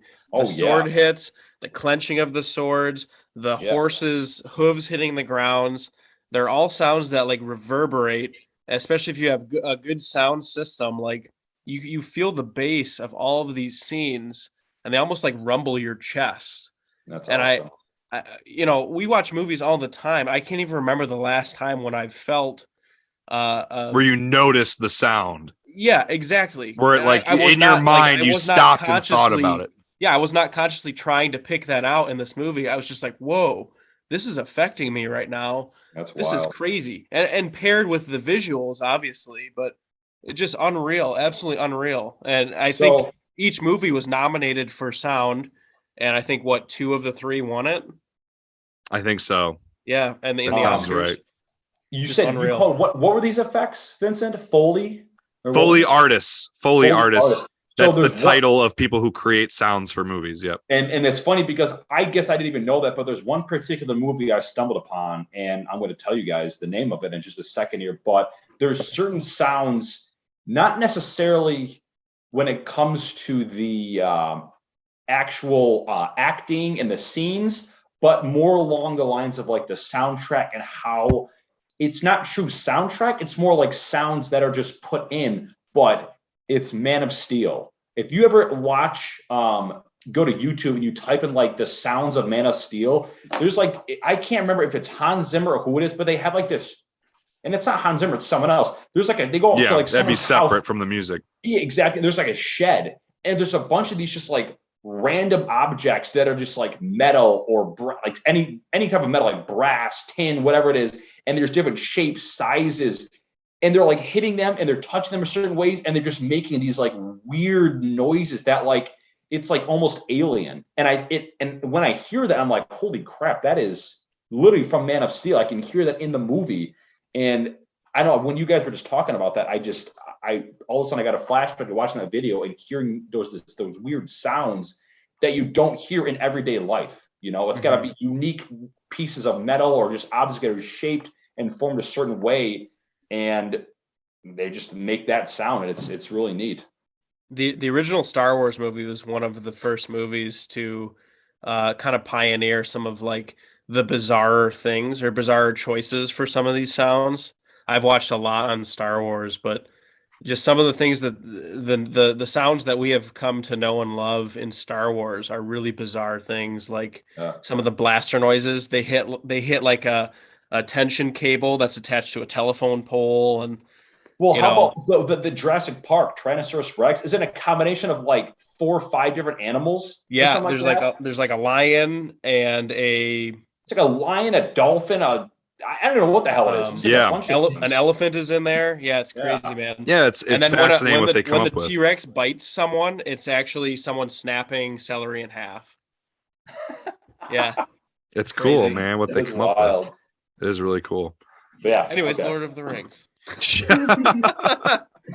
Well, I feel like we could sit here and probably gush about these movies all day. I mean, at the end of the day, I think most people would agree, even if you don't enjoy, fantasy or these types of stories and characters, I think you'd be pretty hard pressed to find someone who couldn't agree on the technical qualities, the artistic integrity behind these movies, the effort, and just so much artistry from every aspect. Yes. The sound, the music, the production design, the costumes. Holy crap! We didn't even talk about that, dude. The behind the scenes. They had a warehouse for the costumes and all of the props. They had a blacksmith. They hired real people to make all of the swords. They were real swords. They made real swords. And all of this equipment for the movie. It's insane. They had a whole warehouse, with these props and costumes. It's funny you mention the swords because like nowadays Mikey has like, lifelike lightsabers and stuff like that. But I remember as a kid, we would get these like brochures. I don't know what the hell they were even from, but I remember you could purchase lifelike replicas of like, Aragorn's sword or the shattered, shards of Narsil, all these different things. And it was always I've always wanted to get something like that. Like Aragorn's sword, like that'd be so cool. Yeah, look at that thing. Mikey's got his lightsaber. Obi-Wan. Like that is incredible. It's cool. Yeah, the props and stuff that they build for movies, man. It's the artistry is insane. I mean, even every little detail that this movie has. I mean, the amount of time and effort went into creating it is what makes it some of my favorite movies of all time. But we've been going, I think, for over an hour at this point, so we'd like to kind of get into our last. Hopefully, it doesn't go more than another 20 or 30 minutes. But you got one more thing you want to add? Just super quick absolutely. Thing. I hadn't seen these movies probably in 4 or 5 years. I don't watch them annually. Oh, yeah, it's an annual watch for me. Yeah, so. This time around really set in how well these movies were made. I guess kind of before, these were kind of on like almost equal tiers with like Star Wars and Harry Potter and some of these other kind of like fantastical films. Just in my mind at least. And then like watching it this time around 5 or 6 years later, it like really set in how fantastic these movies are as far as every single category goes: cinematography, sound, acting, you name it, whatever. These are like top tier movies. These are not just like sci-fi or fantasy movies. These are truly like award-winning, Well, I think that's why the Oscars knew that. I mean, they are the Return of the King is one of the few movies of all time to win. It was nominated for 12 and won all 12. I think it's that movie, Gone with the Wind, and maybe Titanic are the only, maybe I can't remember what, it's like 3 movies ever that have done that. So, I mean, I would go as far to say, and I've seen, discourse online that these movies will never be top. Like there just will never be, not only because they are so good, but because the way movies, the landscape of the industry has changed. I don't think we can see movies like this anymore because people are so disinterested. Studios and executives and companies are so unwilling to work with unions anymore, because this is another aspect of filmmaking people don't realize is with these movies, all these departments are unionized. Costumes, makeup, props, sound, because all of those are unionized now. That's a big reason for CGI. Animation is not unionized. They get shit on. So because of that, it's cheaper, easier, and more convenient to go to, and less of a hassle to just go everything CGI. Put dots on them, CGI what they're wearing. That's why people don't understand that studios are not willing to work with these departments anymore. And it's really sad. So I not only from like just the quality of the films, but just practically, I just don't think something like this. I hope I'm wrong, but I just don't think in any time near future you'll see movies of this quality, of this scope and scale, and beloved by so many people ever again. Like that's the other thing is everyone who watches them loves them. Totally agree. And I want to just like clarify that like Star Wars, those will always be my favorite movies, but that doesn't necessarily mean that they're the best movies. Like they are the best movies in my mind, but like these movies, these are top tier, award-winning, Oscar-worthy movies. And statistically wise, like these are probably better movies than Star Wars. Like these are fucking phenomenal in every sense of the way. You know what I mean? Yep. I agree. I mean, it's funny 100%. Too, because it's like you have the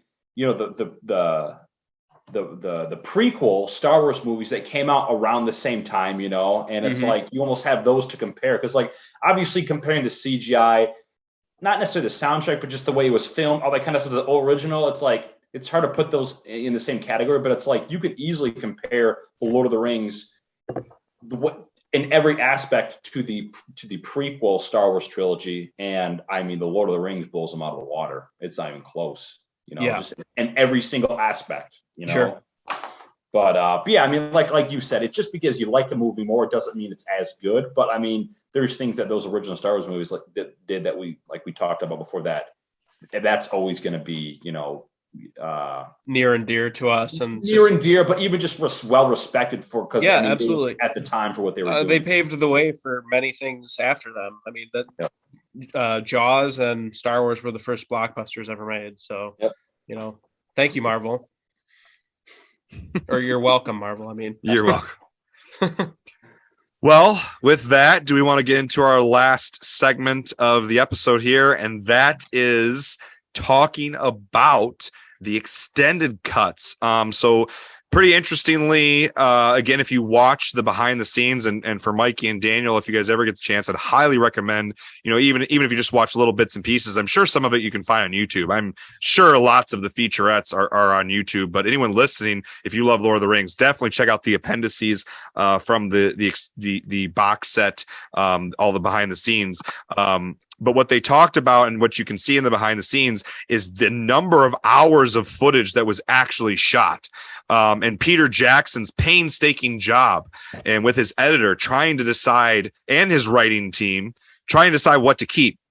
Right. And when they were creating the screenplay, trying to decide, I couldn't even imagine. I don't know if you guys know this, but I mean, after he made these movies, he was incredibly stressed out. I think his next movies was the Hobbit trilogy, which I think he walked away from making movies for almost a decade. By the time he only executive produced movies in between these, because he was that exhausted. I mean, this was like a 5 or 6. This actually, I think it was like 7 or 8 years of his life, from the time he started, like really like trying to get the project made to the time it was all done. It was like 6 or 7 years of his life, and it was like every day. every day. This guy sun up from sundown with barely any sleep. And one of his biggest challenges was trying to decide, where do you draw the line in what to keep and what to leave out from the books? Because you have this huge fan base to tap into that you don't want to, put them at arm's length. You don't want to turn them away. You want to satisfy the fans of the books, but also you want to create movies that work on the big screen.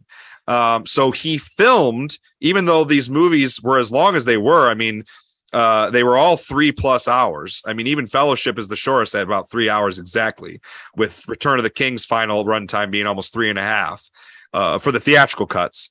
He actually filmed, I don't want to give a number, but way more than that in terms of actual footage. And so about a year after the theatrical release of all three of these movies, the very next year, so 2001 Fellowship of the Ring comes out, 2002 when Two Towers is about to premiere in theaters, they dropped an extended edition.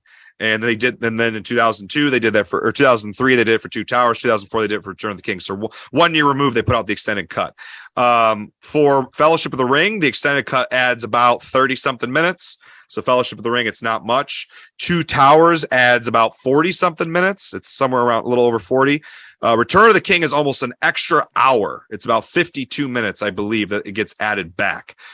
Most of the footage are scenes from the books. There's not a lot in these movies that doesn't come from the books. They talk about that in the process that they used. I mean, on set, as you're watching the featurettes, they're all carrying around copies of Lord of the Rings, the books, because that was the Holy Grail. They're using the blueprint. I love that about Peter Jackson, that he said, we're going to do a service to Tolkien. We got to make a movie, but I have this great story and great characters and dialogue right here. Honestly, the dialogue is probably what they changed up the most. If you read the book, the dialogue, a lot of that gets kind of tweaked and there's lines lifted right from the text, but they simplify it. But at the end of the day, there was a lot of scenes that they cut out. They said, you know what? It doesn't really focus on the story of Sam and Frodo as much. But there's scenes that add a little bit more to characters. They flesh out some scenes a little bit more. And then there's scenes that just were removed entirely.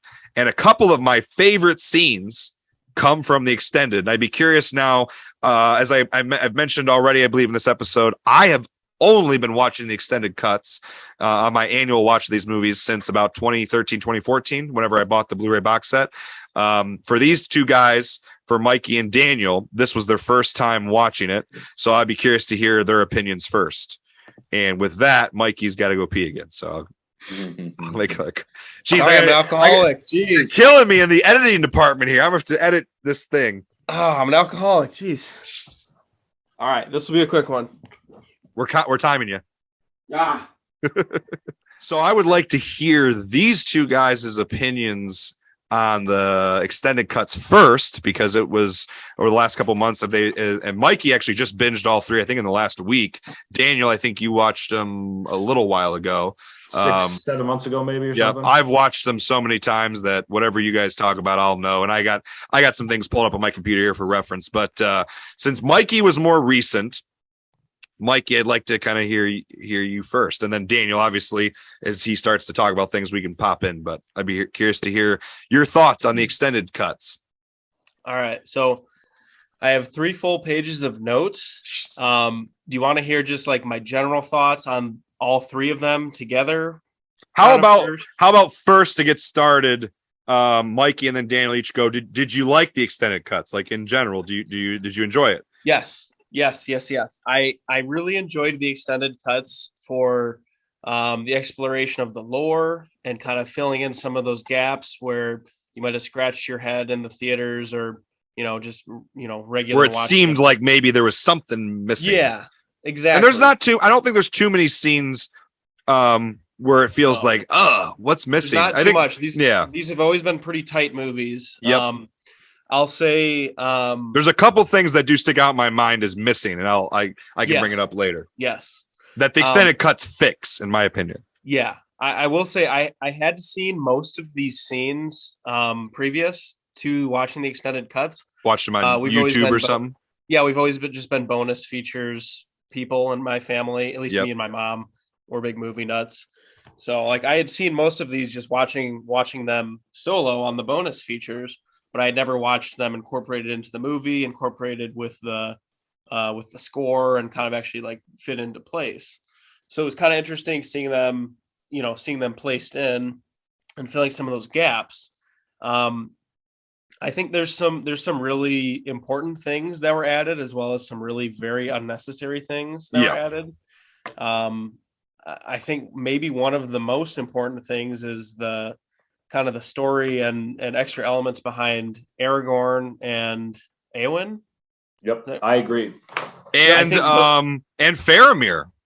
Yep. I don't think those are necessary. I think it's not necessary. It's not necessary, but it's nice to see his character fleshed out in the end. Yes, and that's what I was going to say.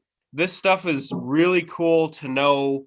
Okay, this happened. Great. Like next time you watch the theatrical versions, now okay, this stuff happened in between, and now you don't have to wreck the flow of the original theatrical cut, which, in my opinion, flows and feels much more cohesive and smoother, and has a much better pacing than these extended cuts. So I think as a fan of Lord of the Rings, I think it's important to watch these extended cuts, so you have background on things that are canon, as well as things that happen in the books. There's a lot of like little kind of tidbits that happen in the books, especially I feel like Two Towers hit a lot of the books things the most. Some of the stuff with the Ents were filled in a lot better, like some of the water that the Ents drink, and then I think Merry and Pippin kind of drink the water, and Pippin grows a little bit taller. Yeah, that was it's a fun moment. Yeah, it's a lot of fun character building moments. Yeah, there's a lot of little fun character Or in moments. Two Towers, the moment with the Uruk-hai where they force him to drink that poison. Some weird. I thought that was a cool little tidbit. Like it was like they were drugging him. I like that. So there's a lot of cool little things that give you kind of an insider knowledge of what actually happens, but I feel like in the long run, they kind of demolish the theatrical flow of the original cuts, in my opinion. There were just so many moments that took me out of the movie, took me out of, some of the faster moving scenes. Then you slow down and have just a really weird, silly moment. There were several silly moments with Samwise Gamgee and Gollum throughout the thing, and just weird little things where I was like, that wasn't even funny, and it was not necessary, but it was kind of cool, I guess. I feel like it's just more Lord of the Rings to watch, in my opinion. The only reason why I like the extended edition, it's just it's more Lord of the Rings. It's more, you get more, which to me, really I love. Which is really cool. But if you want a great movie experience, I don't think this is the way to go, in my opinion. I agree. If you want a good Lord of the Rings experience, sure. If you want the best movie experience, I don't think extended is the way to go. I agree with you on that completely. I agree. And I have a lot of specifics for each movie. I don't know if we want to hold off on those or.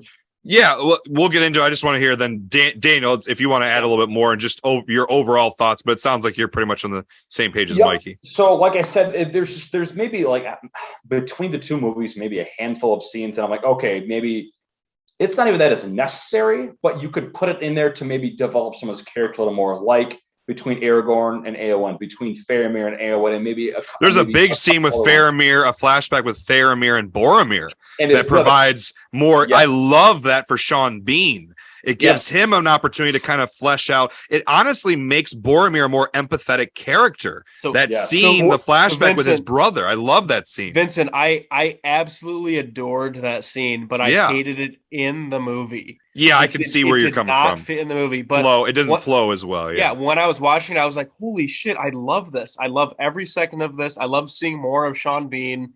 And seeing it honestly changes my whole opinion on the character. Seeing the two brothers interact with their father, it was like, oh my gosh, you see this dynamic that you've never experienced before. It was amazing. I love it. Yeah, I agree completely. It does not fit in the movie. You can see why it was cut out, because where do you put it in? You know, and I think that was probably the trouble. That was probably what happened when they were editing the film. They're like, we like this scene. It was a great scene. We filmed it, and it'll be great for the extended edition. In terms of the theatrical release, it just cutting it helps the movie flow better. Yeah. One of the things kind of springing out of that is when Faramir is talking to his father, and then like Spirit Boromir walks behind him in that room, the throne room. That scene was terrible. Do you remember that scene? When he's talking to his father. He's talking to his father, and then is this in the Two Towers or? No, this is in Return of the King, and the father, the steward, is like reminiscing. Denethor. Yeah, he's like reminiscing about how great Boromir is, and he kind of appears as a spirit behind Faramir, and it's like actually poorly edited. Like it looks very CGI, or not CGI, but very green screen. And they have. Is it a very brief? I think I remember what you're talking about. Is it very brief though? It's very brief, but okay. It, like, totally I think I know. Me out of it. I was like, I think I know what you're talking about. What the fuck is this? And again, maybe it's something from the book, and it's for the fans, the big fans of the book. I don't know. Sure. I know that was the one book I never finished, was Return of the King. So could be a moment in the book.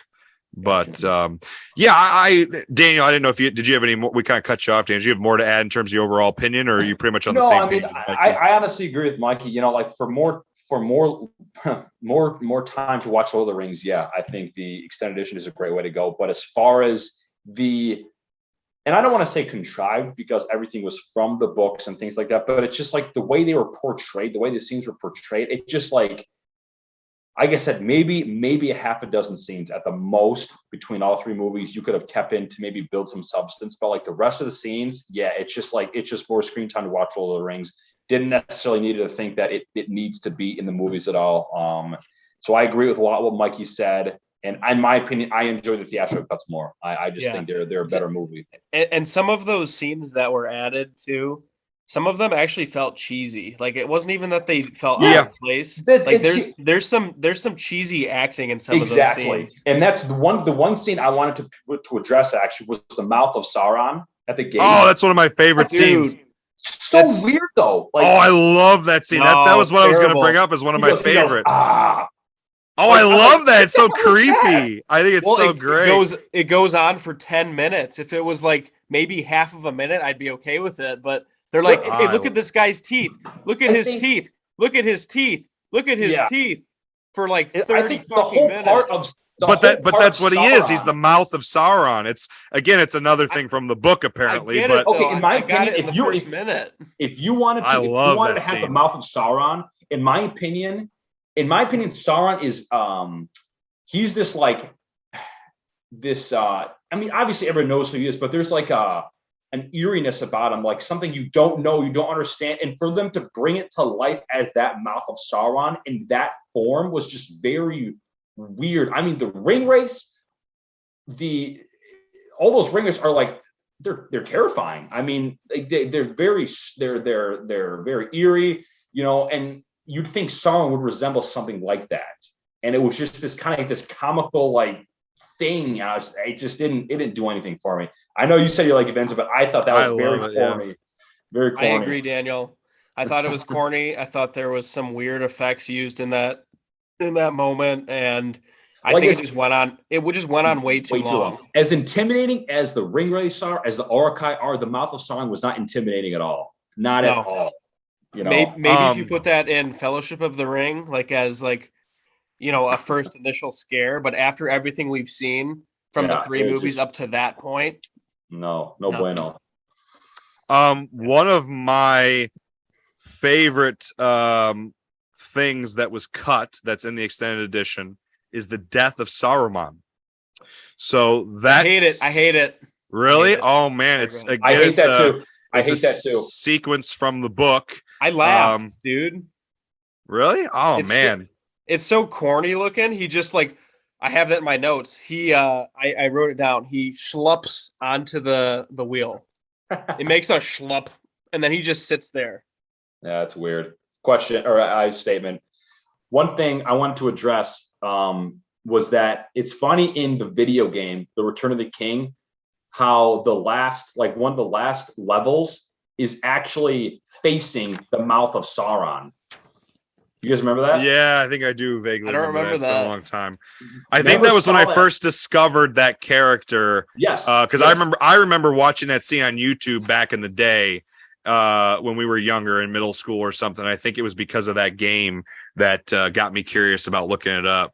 Yeah, during the game playing it, I was like, maybe this is just some like boss wave they put in or something like that. But then actually, getting older, seeing it on YouTube, reading out, it's like, oh, that's actually a character from the movies that was just from the extended version, which is kind of weird. But yeah, onward. I just have a couple of quick things to add. Yep, go ahead. For the overall thing of this. So I think I have the most. I know you said that there's the least added scenes in Fellowship of the Ring. Yeah, it's like 30 something minutes is added. But I think I have the most problems with that extended cut compared to the 3. That one, it's funny you bring that up because there's only like 30 something minutes, but I feel like it's a lot of little things. So it gets spread out throughout the movie. Like it's a lot of Fellowship of the Ring is the one that to me is the one that as I watch that extended cut, like it's more Lord of the Rings, but that's the one that feels the least impactful because it's just a bunch of little things kind of all spaced out. Like Samwise's interactions with Rosie. Yeah, some of that gets added in. It's a lot of like little unnecessary. It's interesting character moments, but it's not really necessary. There's 2 crucial added scenes that I actually very very much despise. The gifts. The gifts are okay. That just kind of went on for a long time. It's a scene from the book. Again, they're all scenes from the book. That's a scene from the book that cool. It was cool apparently a lot of and some of the other things. But the one thing that was funny sorry, I don't mean to cut you off, but since we brought it up, the one thing that's funny about the gift scene is watching the behind the scenes. Gimli talks about, or I can't. What's the actor's name who plays Gimli? It's he's in Indiana Jones. John Rhys Davies. Rhys Davies. He talks about in the featurette how that scene they thought it was unfilmable because they go, "How do we film Galadriel giving Gimli her hair without making it so weird on screen?" He goes, it's really interesting listening to it because he's like, when you read this scene in the book, it's beautiful. Right, it's a really beautiful thing on paper, right? When you're in writing, as you read this to yourself, it's described by Tolkien very beautifully. How do you adapt that to the screen without making it weird? And I was like, that's an interesting thing. So he goes, the way we filmed it is it's suggested, and then they cut to him talking about it instead of actually showing it, which I thought was really interesting in that scene. I like showing how those characters all get their items because that's another one that kind of adds more context later in the film because all of those gifts given get used later on. The rope, the elven rope, is something that gets used. I just think that's a really cool little tidbit scene. But sorry, go ahead. What were you going to say? Well, I was just going to say in all of these extended cuts, there's kind of added unnecessary scenes, but only in the Fellowship of the Ring are there 2 scenes that I think kind of almost wreck portions of the movie. And the first one is when there's an elven sighting. It's Sam and Frodo, and they're in the wild, and they see the elves pass. The woodland elves, I believe it is, pass, right? That is very early on in the movie, and it completely lessens the effect of seeing the elves later on when everyone's together and they're kind of on this mystical journey into the woodland realm, because we've already seen the elves at this point. Remember the first time when you went into the woodland realm and how mystical, mysterious, and kind of like eerie it was? If they had included this scene originally where you see the elves just randomly walking in the wild. This is an interesting part of the books. I don't know how much of this you guys know. Do you know that there's different elves? Yeah, there's different factions of elves. There's kind of 2 main factions. I thought there was 3. I'm pretty sure there's 3. Well, if I remember from the books, I thought there was 3. There's Rivendell. And what you're talking about is the wood elves. Those are not the same elves from Rivendell. And then those are different elves. There's the elves from like the Hobbit, where Legolas is from. I think there's 3 different I think there's 3 factions of elves. So, and I agree with you, Mikey. Yeah. Again, it's a scene it's something right out of the book, but I think an audience, I totally get that. But I think you're right. For an audience, they wouldn't know that. An audience is what, and I think you're probably right. That's probably why they cut it, is because of an audience who has no idea about Lord of the Rings. They want to watch a movie. Mm-hmm.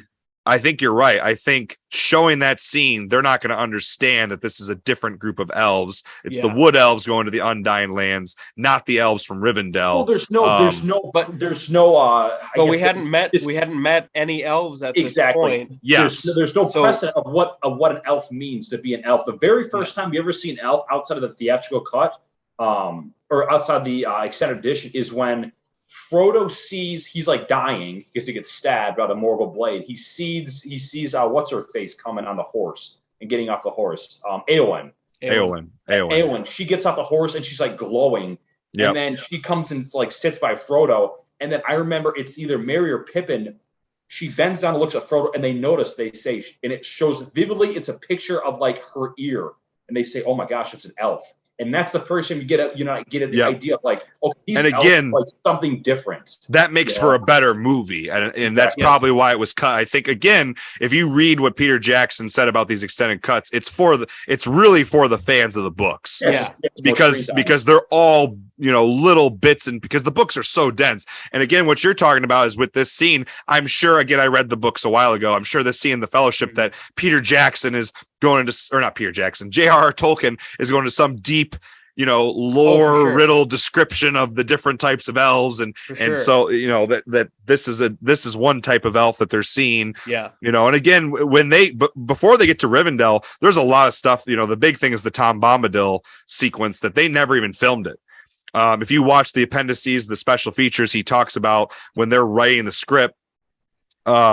They decide early on to cut that sequence that's in the he's just this Tom Bombadil's kind of this goofy character, I think he's a human. I think he's a man. He's not like another fantasy creature, but he's a man, and they spend time at his home in the woods. And I read it so long ago I can't remember what really happens. And actually in the video game that I held up a little while ago, there's a sequence in the game where you go and you stay with them and you have to do all this stuff. That's kind of cool. But Peter Jackson was just like, it doesn't really help our story that we're trying to show in the movie. And I think that's similar to some of these scenes that we're talking about, is it just takes away from the central element of what they were trying to show in the movie version of the relationship and of Sam and Frodo and Frodo's journey, focusing on Frodo's journey. Some of this stuff just kind of takes away from it. But and there's like very specific impactful moments in these movies that for me particularly stick out from when I was a kid, and to see some of these extended cuts, these added scenes, they completely demolish some of these like very big impactful moments, like seeing the elves for the first time. And actually the second one that really, really bothered me in the Fellowship was when they were talking about the Mines of Moria having Lethril. That's what they mined for, was Lethril. And they showed the shining light coming down from the bottom on all of the stars of the movie. Lethril everywhere. That was huge because that reminded me, Frodo has Lethril. Frodo's going to get stabbed. Frodo's got Lethril. He's going to survive this next scene. When we saw Fellowship for the very first time and Frodo got stabbed by that cave troll, that was huge. That was absolutely huge. I completely forgot that he was wearing Lethril. And to have this added scene in there that completely demolishes which scene are you saying that was added that's bugging you? There's a scene where I think Gandalf is talking about the Mines of Moria and how the dwarves used to mine for Lethril. I don't mean to be a dick, but it's Mithril with an M. Mithril. Is it really? Yes, Mithril. Mithril. I swear I with an M. Lethril my entire life. No, with an M. With an M. Okay. Mithril. Anywho, sorry, I don't mean to be a dick, but it's Mithril. No, be a dick. I deserve it. But the moral of the story is that completely demolishes the impact of forgetting that Bilbo handed him Mithril earlier in the movie, because you're reminded of it for like 15 whole minutes leading up to that scene where he gets stabbed. Do you know what I mean? Do you remember? I guess this? I'm struggling to think about which scene. You're saying Gandalf mentions Mithril being mined by the dwarves when they first get to Moria as an added scene. I guess I can't remember that part. And I also he again have watched the extended cut so many times at this point Yeah. that it's just kind of some of the little details I forget. But he even like points down in one of the caverns, and there's like a very and it shining like light. glows. Okay, I think I remember what you're talking about. Yeah, it's the mithril shining on people's faces. Do you remember this, Daniel? Yes, I remember. No, I feel remember. I'm just like, man, like you just reminded the audience that Frodo has that. But again, it's was cut from the theatrical, so Yes. I would not imagine that people for the first time watching Lord of the Rings, I mean, unless they really want to try and dive in or watching the extended cuts, I mean, I would imagine most people are going to probably go to the theatrical cuts the first time they're watching it. So most people watching the extended editions have seen the theatrical already and had that first time experience with it. So not to like be too dismissive or anything of your opinion, but I feel like you're like getting really upset about it, but I feel like most people who are probably watching the extended cut, like it can't be their first experience. I could be wrong, but most people I would imagine it's not their first experience watching it. I totally get that, but this just kind of goes back to the flow of the whole movie, and also kind of just feeling and loving some of the nostalgia of experience this for the first time back in the day. Yep. And then watching this newer version of it, the extended cut, and it's like messing. It like messes. It looks like messing. It's weird. Exactly. Yeah. Like I knew it was coming, but at the same time, I was like, man, I didn't need that. Yeah, I mean, for both of you, I completely understand where you're coming from. I guess for me personally, it kind of goes to I think what Mikey said, and Daniel might have repeated the same thing too. Is if you want more Lord of the Rings, then this is, obviously you'll enjoy. And that's just for me, how I feel. Like, that's why I have not gone back to the theatrical cuts, because I could spend my whole life living in some like a Ready Player One type situation. Like I'm in a machine, just living in Lord of the Rings. I love the world and the lore and the characters and the story so much that I love having the opportunity to spend more time in the universe. So for me personally, that's why I've never gone back to the theatrical cuts. And I know at this point, I've watched them so many times that part of me is kind of starts to forget now, because it's been so long, what is the extended and what isn't, where does it end and where does it begin? Because I've watched them so many times. But for the most part, there's some of the big scenes I know from my experiences, from 2001. For like 11 or 12 years, my experience was the theatrical cut only. And now for about 6 or 7 years, it's been, 7 years-ish, it's been these only. So I know some of the differences, but for me personally, I just, I love being able to spend more and more time with Lord of the Rings. And I think you guys have valid criticisms. Absolutely. I think most people would probably agree that it's why this wasn't included. It's why it was edited out in the final, cut of the film for the theatrical version, and why Peter Jackson was like, well, we filmed these scenes. Fans of the books, the original stuff, will probably enjoy, seeing some of these extra character moments and scenes that we had to cut there from the book. So, it gives that opportunity for people who want to check it out. But I agree. I think if you want an overall better film in terms of, comparing it to the world of cinema and other great movies, like the best version, I agree, is probably the theatrical cuts in terms of its pacing, editing, and how straightforward it is. Well, the funny thing is, going forward, I just don't know which film I want to choose to watch. Do I want to watch a better theatrical version, or I want to watch more Lord of the Rings? I haven't watched them since I watched the extended version 6 months ago, and going forward, it's like, now that we're talking about the difference between the two, it's like I have some decisions to make. So I don't know. Like I said, I've never gone back. The extended cut is my go-to now, just because I mean, do you like it more? Do you like the extended cut more than the theatrical? We haven't heard your opinion on it. So I kind of just basically said, I mean, I like it more in the sense that I get more Lord of the Rings.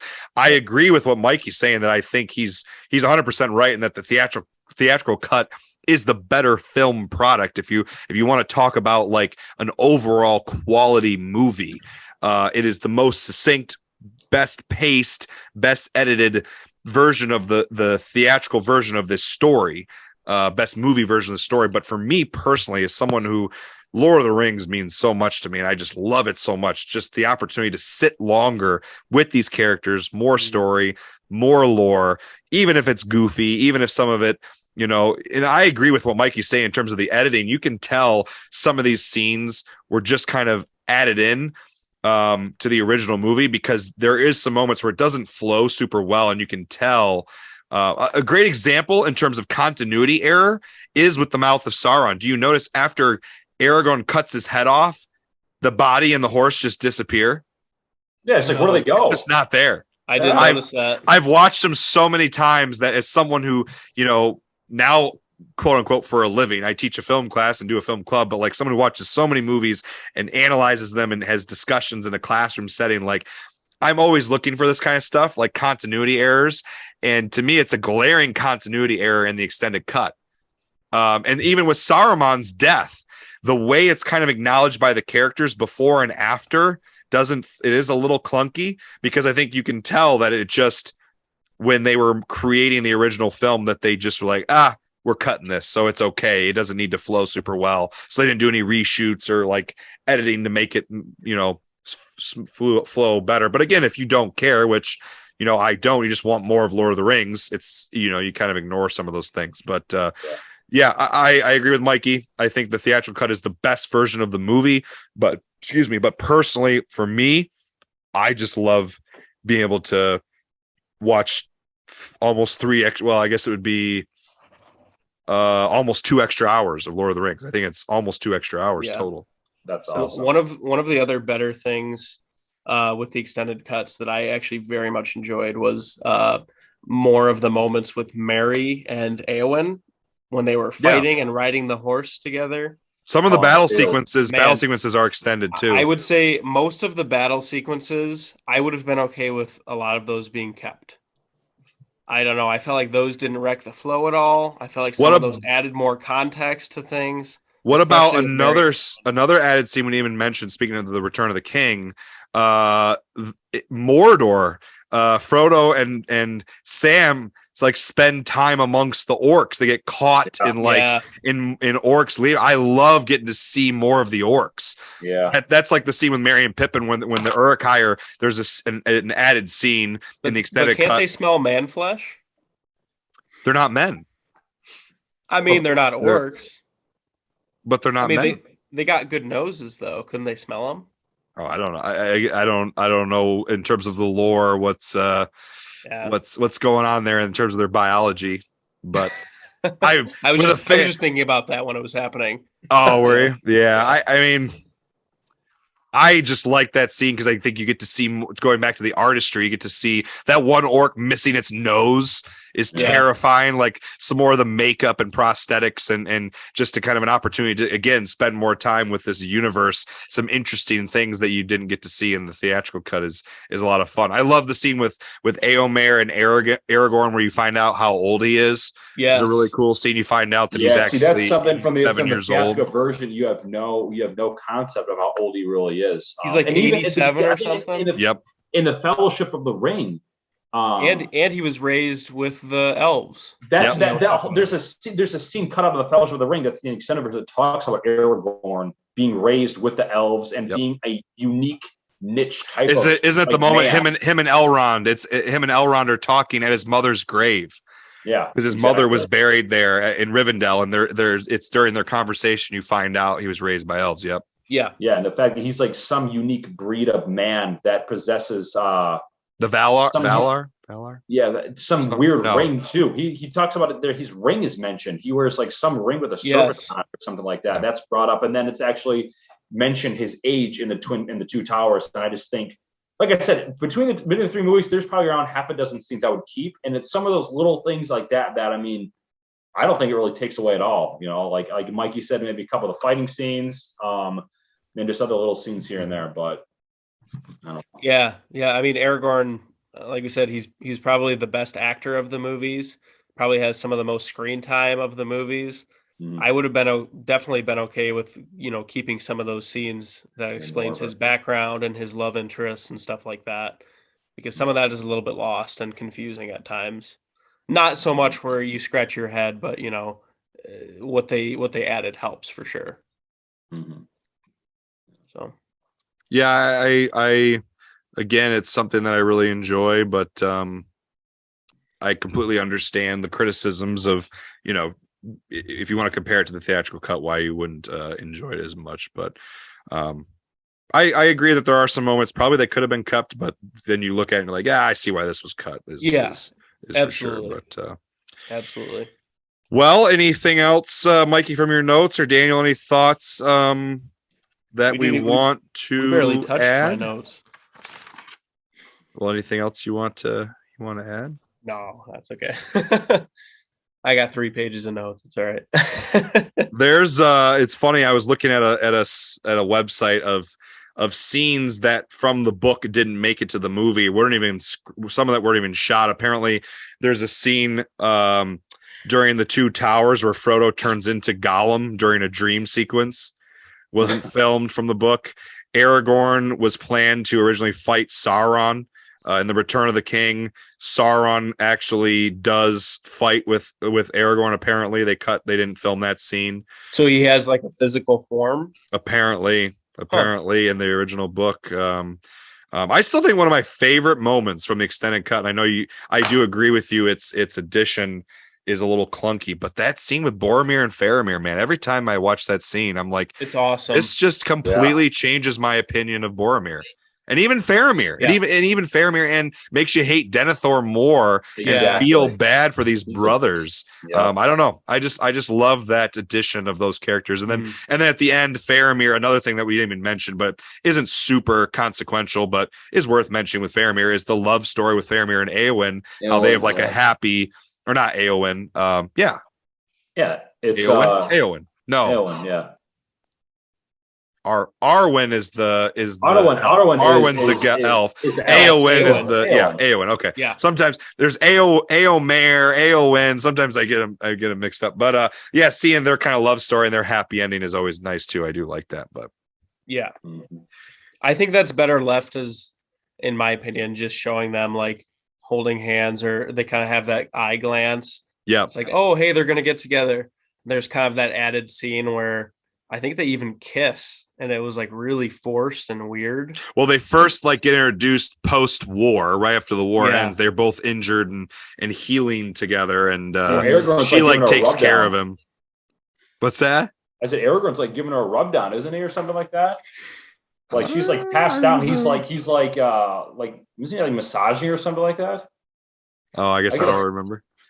Dude, I could have sworn. Hold on. He does do something like that. Yeah, I'm telling you. He like what rubs a pervert. her forehead or something weird. Yeah. I think she's like sleeping, right? She's resting. Exactly. Yes. Mm-hmm.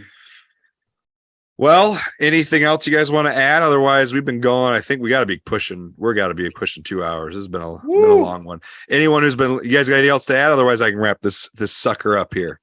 No, I'm good, buddy. I think I'm good. Can't wait for The Hobbit and that weird little short Hobbit flick we might watch also, who knows?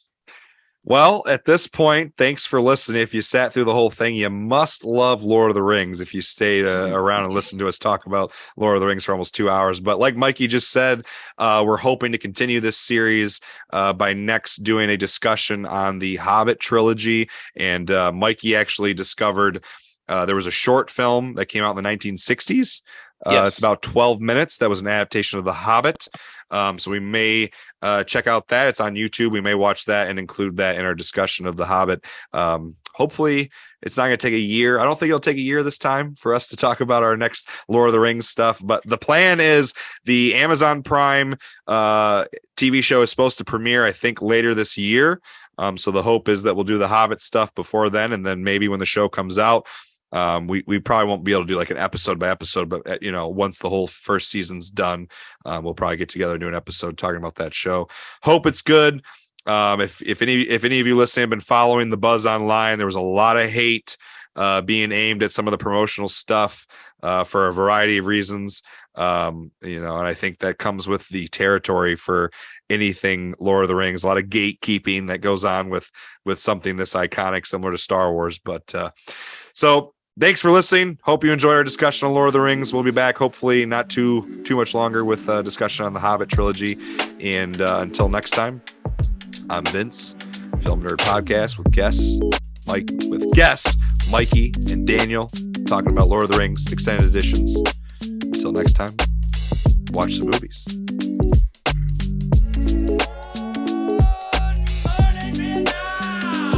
I love the smell of napalm in the morning. You're gonna need a bigger boat.